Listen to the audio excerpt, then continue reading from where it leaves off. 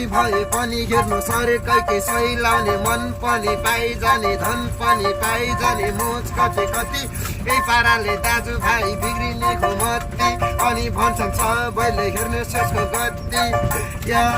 अनि भन्छन् सबैले हेर्ने शेषको गति बुढो विदेश गएको छ बुढी अर्कैसँग छ कुरा सुन्दा आफ्नै बुढो बुढीदेखि दङ्ग छ नाकमा फुली लागेको छ डेला गला कपाल छ अनि सोध्छ बुढो भन्दा यो केटो त बबाल छ इज्जत माथि खेलबाड गर्छ भएको सबै लुट्छ धन कहाँ गुन्न पापी हुन्छ स्वार्थको दिने मन भेड कहाँ घुम्छ र मौका नजरी फर्किन्छु म घर सोरी बिग्रेछ भेडियो नगर धादिङ जरी भेड कहाँ घुम्छ र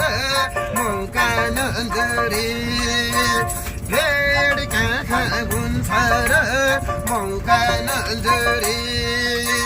नेपालीले बुझेका छन् विदेशीले पीडा एयरपोर्टमै थाहा हुन्छ गर्नुपर्ने घिडा विदेशीलाई एउटा लाइन नेपालीलाई अर्को कानमा बोकी हिँड्या हुन्छ जिम्मेवारी घरको पुगेपछि फोन गर्छन् सुपरभाइजर भन्छ गरे 12 घण्टा तेरो ड्युटी गर्न मन छ नत्र तलाई भोलि पर्सि नेपालमा